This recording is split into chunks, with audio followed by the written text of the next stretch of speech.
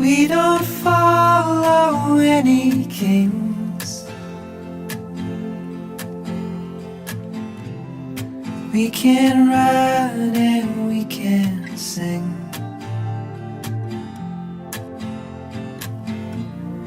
We don't talk about the things we don't know. We don't know.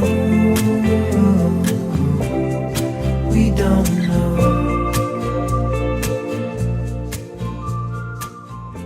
J'ai envie de vous parler de bouffe, la bouffe qu'on aime.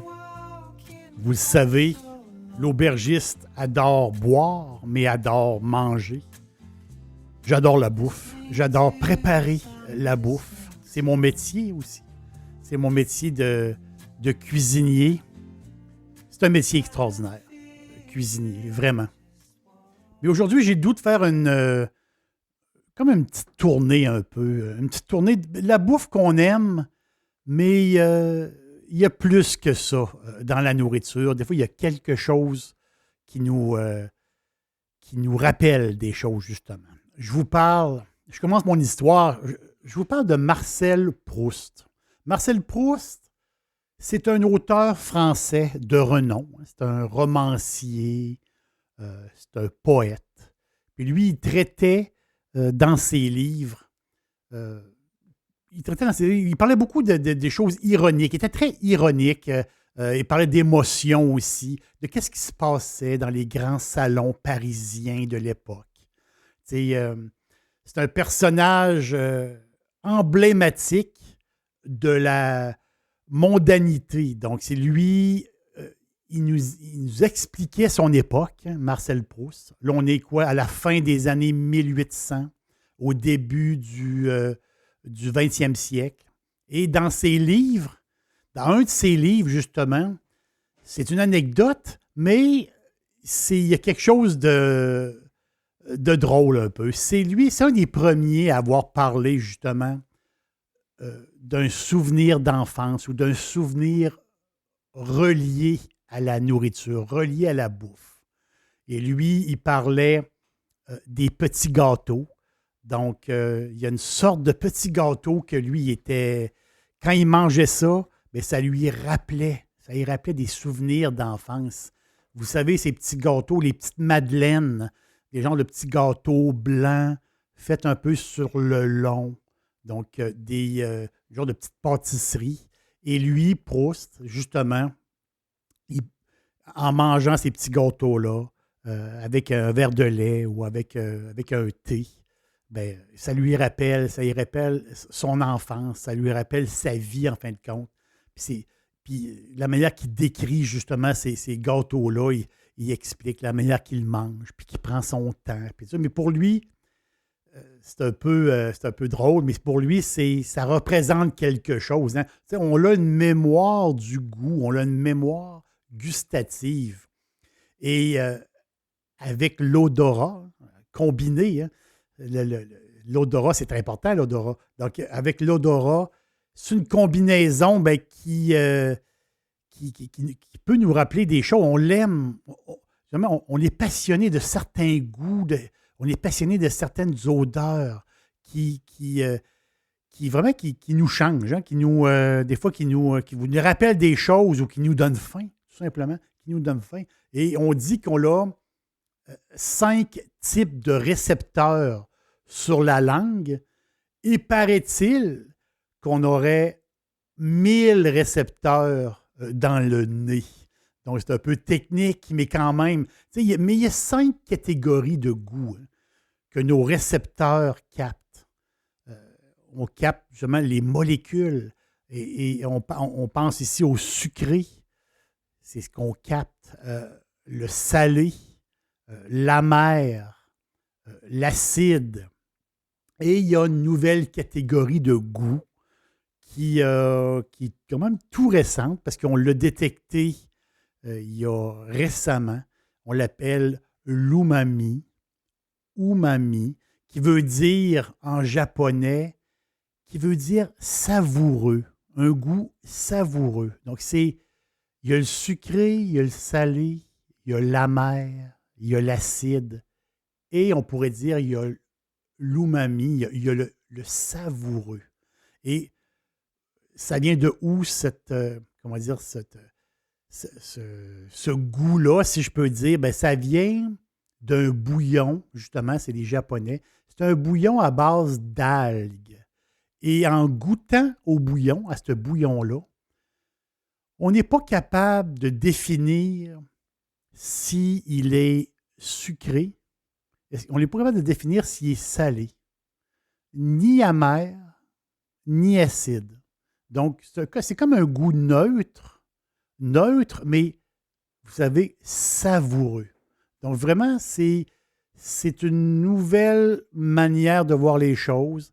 Souvent, on veut cuisiner pour que ça soit savoureux. Puis quand c'est savoureux, bien, c'est là qu'on l'accroche. Hein. C'est là qu'on l'accroche parce que ce qui nous accroche, c'est ce qu'on aime. Tu sais, le champignon, je peux dire, le numéro un unami, c'est le champignon shiitake. Vous connaissez les shiitake? Qui sont très, très, très bons, très utilisés. Ou les portobello et d'autres champignons. Vous avez une pizza bourrée de portobello. Il y a un côté savoureux à cette pizza-là, à cause qu'il y a beaucoup, beaucoup de champignons. Mais les shiitake, justement, c'est un champignon particulier. Ça représente bien, justement, que c'est quelque chose qui n'est pas sucré, qui n'est pas salé, qui n'est pas amer, puis qui n'est pas acide. Donc, il faut ajouter, justement, cette catégorie-là de goût que nos récepteurs, on va dire nos récepteurs, ben ils vont capter ces molécules-là. Et j'aime beaucoup, justement, ce côté savoureux qu'on a ajouté, justement, au goût. C'est que ça soit agréable ou désagréable, ben cette mémoire gustative-là, cette mémoire olfactive-là, ben on remonte très loin, on peut remonter très, très loin dans nos souvenirs. C'est vraiment incroyable. Et je ne sais pas si c'est vrai, mais paraît-il qu'une femme enceinte qui respire une odeur qui lui est très, très agréable, il paraît que le cœur du bébé va s'accélérer parce que la mère, elle trouve très agréable une odeur. Il y en a qui disent que c'est vrai. Donc, les odeurs et les goûts, bien, ça s'imprime aussi dans notre mémoire. Hein. C'est incroyable. Il y a des odeurs qui sont réconfortantes. Hein. On le dit souvent, certaines odeurs. Puis je pense tout le monde a un peu la même base. L'odeur du pain. L'odeur du pain chaud, le pain qui cuit, cette odeur-là. Même des fois, certaines personnes vont utiliser cette odeur-là ben, ça donne faim, hein? Ça donne l'odeur du pain qui cuit, le pain chaud. Ça nous rappelle quelque chose, ça nous rappelle le pain qui cuit à la maison, ça nous rappelle, justement, on aime le pain, tout le monde adore le pain. Puis cette senteur-là, ça nous touche. Puis ce qui est drôle, ce qui est particulier, c'est que ça nous touche, nous qui habitons le continent nord-américain, ou les Européens aussi. Donc, l'odeur du pain chaud, nous autres, ça nous touche. Mais cette odeur-là du pain chaud n'a aucune empreinte en Asie. Les Asiatiques, eux autres, oui, ils vont aimer l'odeur, mais ça ne va pas leur rappeler quelque chose. Les Asiatiques, là-bas, ben, c'est plus le côté, vous savez, le riz qui va cuire, la senteur du riz qui cuit, ou l'odeur de la sauce poisson. Ça, c'est vraiment des odeurs qui leur rappellent leur enfance, qui leur rappellent au plus creux de eux, l'odeur justement de cette sauce poisson-là et le riz qui cuit. Pour les Asiatiques, ça veut dire quelque chose, comme nous, pour le pain. T'sais, le pain, c'est fou. C'est incroyable. On va faire toaster une tranche de pain sur... il y a le pain qui cuit en tant que tel, mais si on prend une tranche de pain ensuite, puis on la fait toaster, l'odeur des toasts. Mais ou on la fait toaster de différentes façons sur un poêle à bois. Donc, ils vont comme, le pain va comme brûler un petit peu. Là. Cette odeur-là est différente qu'utiliser un toaster. Mais quand même, cette odeur. C'est plein de petits détails comme ça qui nous rappellent. Oui, je me rappelle cette odeur-là comme du brûlé, justement, de la toast là, qui nous.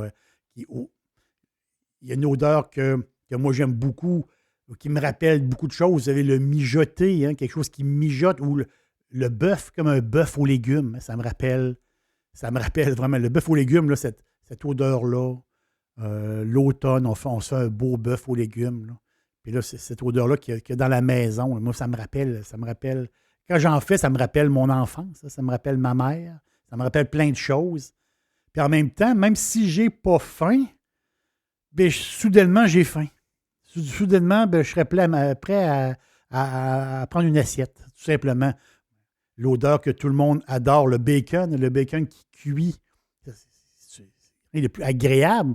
Ça nous donne le matin là, l'odeur du bacon, même tout le temps, hein, le bacon sur une pizza quelque part, le bacon qui cuit, c'est incroyable. Paraît-il, puis cette odeur-là, justement, on se dit, oui, tu sais, puis c'est drôle, parce qu'à un moment donné, je me disais, est-ce qu'on peut perdre un peu l'odorat, hein, perdre l'odorat? Puis, paraît-il que les cellules olfactives se renouvellent aux 28 jours. Donc, c'est comme si on l'avait, j'ai trouvé ça drôle, c'est comme si on avait un nouveau-né à chaque mois, nouveau pif, à chaque mois. J'ai trouvé ça vraiment comique. Puis, c'est sûr que quand on parle de nez et d'odorat, ben c'est 95% le goût, on a besoin de notre nez. Hein. Ça représente 95% la combinaison entre le goût et ce qu'on a dans la bouche et notre nez. Hein. On fonctionne ensemble. Imaginez cette pizza. Moi, c'est mes souvenirs, là. Cette pizza qui cuit dans le four. Tu sais, le mélange de la pâte à pizza qui va brunir sur une plaque d'un four à pizza. Et la garniture, justement, un peu grasse, un peu huileuse. Le pepperoni. La garniture qui va comme fondre avec le fromage. Mais cette odeur-là, moi, c'est ma vie, là. Vous le savez, c'est ma vie. Mes parents avaient une pizzeria, donc moi, j'ai passé ma vie avec l'odeur, justement, de cette pizza-là, cette odeur-là qui me rappelle bien des choses. Quelque chose que je trouve formidable aussi. Une shop de bagels, donc une place qui vont faire des bagels. Ça n'a pas la même odeur que le pain. Donc, les bagels, tu es sur le trottoir, puis tu sens cette odeur-là des bagels. C'est sûr que c'est impossible de ne pas s'y arrêter. Là. C'est impossible de ne pas entrer dans le commerce et de s'acheter un 6 bagels. C'est impossible. Ça sent trop bon. C'est extraordinaire. Et ça, c'est drôle parce que quand on en parle à des amis ou quand on en parle, on parle justement du fameux food craving, le désir irrésistible de manger. Il y a ça aussi, dans le sens que, oui, on a des souvenirs, mais en même temps, on a comme des genres de crises. On a comme des genres de goûts qui nous arrivent. Puis là, il faut absolument se satisfaire. Ou on y pense tout le temps, tout simplement. Pour certains, c'est le chocolat. Le chocolat qui est très populaire. Ou les croustilles, justement, les chips. Un de mes amis, c'est drôle parce qu'un de mes amis me parlait de smoke meat. Lui, c'est, à un moment donné, fan de smoke meat, mais à un moment donné, ben, il l'oublie. Mais là, par lui-même, on ne sait pas pourquoi, par lui-même, en pensant ou en voyant une image de smoke meat, ça lui rappelle l'odeur du smoke meat. Et là, il se dit, oh, il faut que dans les prochains jours, j'aille manger un bon smoke meat. Il faut absolument. J'ai comme une espèce de de goût là, qui revient. Mais c'est drôle parce que ce goût-là, tu ne l'oublies jamais. Jamais tu vas l'oublier. C'est ça qui est particulier. C'est ancré. C'est un goût qu'on ne peut jamais oublier. Pourquoi? Parce qu'on l'adore. Parce qu'on l'adore, cette bouffe-là. Si je vous dis, vous allez, vous allez rire un petit peu, si je vous dis que moi, c'est les huîtres. Donc, moi, je suis un fan fini d'huîtres. Et on sait qu'il y a des époques de l'année où c'est le temps des huîtres et des époques que c'est pas le temps des huîtres, même si on peut s'en procurer à l'année. Mais moi, il m'arrive justement un genre de craving, un genre de désir irrésistible de manger des huîtres et ça va me pogner comme ça. Tu sais, les huîtres, pour moi, c'est comme embrasser la mer. Là. Tu sais, des huîtres, là, c'est justement, on dit que j'ai besoin de la mer à un moment donné. Donc, j'ai besoin de manger des huîtres. C'est un peu spécial. Tu sais, il y a aussi mon amoureuse. Elle, c'est drôle parce que c'est très, très simple. Hein, puis c'est un mélange, justement, de souvenirs d'enfance et d'odeur et de goût et d'ambiance quand elle était petite, euh, pour lui faire plaisir, ses parents l'amenaient au petit casse-croûte qui n'était pas très très loin ou d'où ce qu'elle demeurait. Et le petit casse-croûte, pour lui faire plaisir, ben, c'était un frite avec un Coca-Cola. Donc ça, quelque chose de très très simple, un frite. Mais vous savez, les frites qui sont les frites de casse-croûte, là, les frites dans un petit sac brun, là, un peu huileux. Et là, elle va rajouter un peu de vinaigre dessus, du sel. C'est tout. Ça avec un cola, puis c'est le bonheur. C'est aussi simple que ça, c'est drôle, mais c'est ça. Là-dedans, ben, il y a la satisfaction, oui, mais il y a le souvenir aussi. Mais c'est ça qui est incroyable par rapport à la nourriture. Puis je vous quitte avec une adresse. Je vous donne une adresse. Puis, un peu comme Marcel Proust. Donc, Marcel Proust avec ses fameux gâteaux Madeleine, les petits gâteaux Madeleine. Pourquoi on les appelle les Madeleines? Parce que justement, ben, la dame qui fabriquait les gâteaux, hein, dans le livre de Proust, ben, elle s'appelait Madeleine. C'est pour ça que ces petits gâteaux-là existent depuis le livre, en fin de compte, depuis Marcel Proust et ses écrits. Donc, les petits gâteaux Madeleine qui représentent pour moi quelque chose aussi, comme Marcel Proust, parce que je vais toujours reconnaître le goût des petits gâteaux Madeleine. Il y a quelque chose comme, c'est des petits gâteaux, même des fois, ils sont un petit peu secs, mais c'est pas grave, c'est le goût de ce petit gâteau-là. Mais c'est pas n'importe quelle Madeleine. Et c'est là mon adresse. Mon adresse à vous, c'est une destination. Donc, on s'en va, vous le savez où, hein? On s'en va en Espagne. La merveilleuse ville de Ronda. Ronda, ce qui était extraordinaire, extraordinaire. Faut passer quelques jours à Ronda. Fantastique, en Andalousie. Et là, juste là, à une des entrées de la ville, il y a un couvent. Un couvent, là, c'est un couvent des sœurs, les sœurs cloîtrées de Santa Isabel. Donc, le nom, c'est Convento di Clarissas de Santa Isabel. C'est un couvent. Et là, en avant du couvent, il y a une petite porte qui donne accès à un magasin. On entre et c'est tout petit. C'est un magasin, on rentre et là, il y a une petite pancarte qui dit quoi faire. Et il s'agit de sonner. Là, on sonne et là, quelqu'un nous répond. Une voix nous répond. Parce que c'est des sœurs cloîtrées. Elle est l'autre côté du mur. Et entre elle et moi, il y a seulement une petite trappe. Et cette petite trappe-là, ben, c'est là qu'on va se passer les choses. Donc, elle me demande, qu'est-ce que vous avez de besoin? Qu'est-ce que vous voulez avoir? Et c'est drôle parce que ce petit magasin-là, des sœurs cloîtrées, ils ont deux choses. Ils ont des beignes et des madeleines. Mais les madeleines, le goût de ces madeleines-là, qui les beignes en espagnol, je pense qu'ils appellent ça des roscos. Puis il y a les magdalenas. Donc, moi, je ne prends pas les roscos. Je prends les magdalenas. Ça me rappelle. Ça me rappelle quelque chose. Et ce goût-là, je ne sais pas qu'est-ce qu'ils font. Je ne sais pas. Il y a quelque chose d'incroyable. Et là, moi, je passe mes quelques euros justement par la trappe et elle va me donner un petit paquet de madeleine. Et je pense que c'est 6 euros ou à peu près. Et moi, marcher dans la rue, me déplacer à Ronda en mangeant des gâteaux. Mais ça, là, pour moi, c'est un souvenir. C'est plus qu'un souvenir, c'est un goût.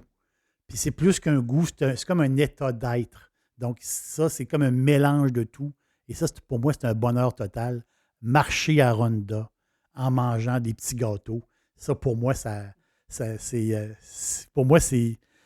rappelle tellement de choses. Puis à chaque fois que j'ai l'occasion d'aller à Ronda, à chaque fois, je vais acheter mes petits gâteaux, mes petites madeleines. We don't know how. We don't know. Vous avez le goût de quelque chose présentement? Pourquoi pas se faire plaisir? Allez, on se fait plaisir, puis la vie est belle.